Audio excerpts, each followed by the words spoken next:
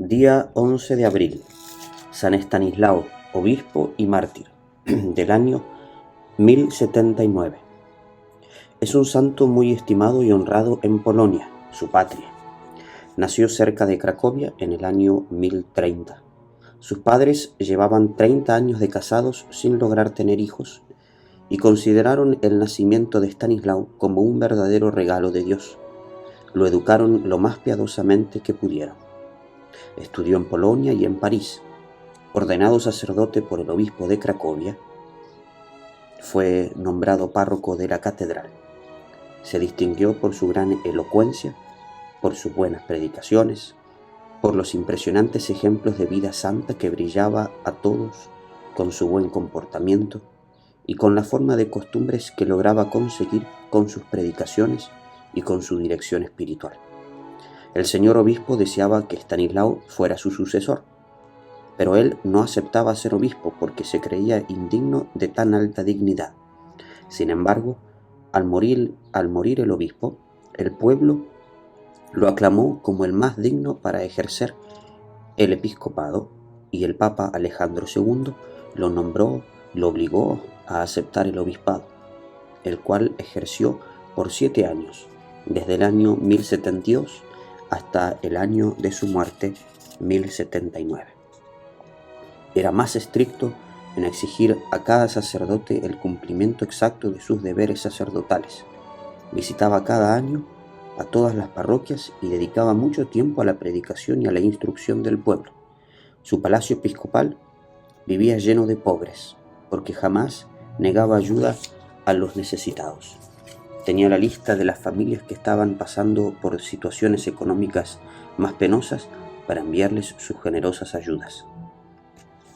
El rey de Polonia, Boleslao, era un valiente guerrero, pero se dejaba dominar demasiado por sus pasiones. Al principio se sentía muy bien con el obispo Estanislao, pero luego empezó a cometer faltas muy graves que escandalizaban y daban muy mal ejemplo al pueblo, y entonces el obispo tuvo que intervenir fuertemente. San Estanislao recordaba muy bien aquel mandato de San Pablo: es necesario reprender, aconsejar y hasta amenazar, con toda paciencia y doctrina, porque llega el tiempo en que los hombres, arrastrados por sus propias pasiones, ya no quieren oír las doctrinas verdaderas, sino las falsedades. Este santo obispo era de carácter amable y humilde, pacífico y amigo de arreglar todos los asuntos por las buenas. Trataba de ser severo consigo mismo, pero totalmente comprensivo con los demás. Era un alma que jamás demostraba orgullo y ponía gran cuidado para no dejarse dominar por la ira.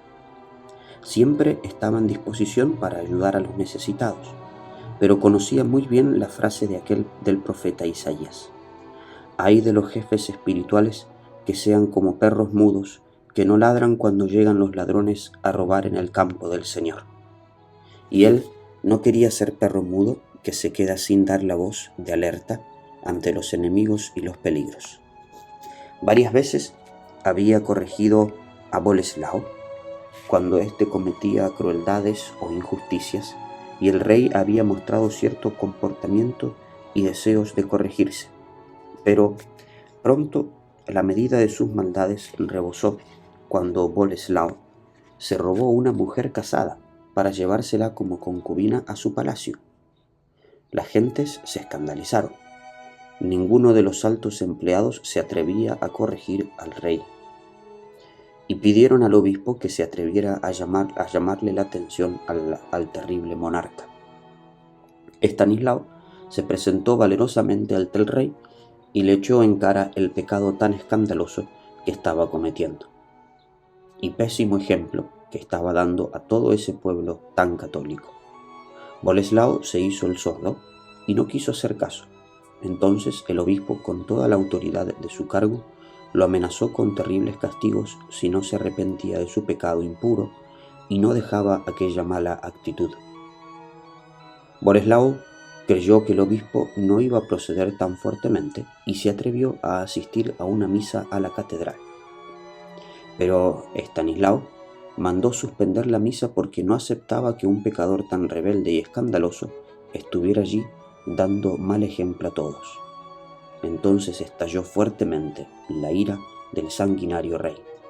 Boleslao se propuso vengarse y un 11 de abril, mientras San Estanislao estaba celebrando la Santa Misa, mandó el furibundo rey a sus soldados a que lo mataran allí mismo en el altar.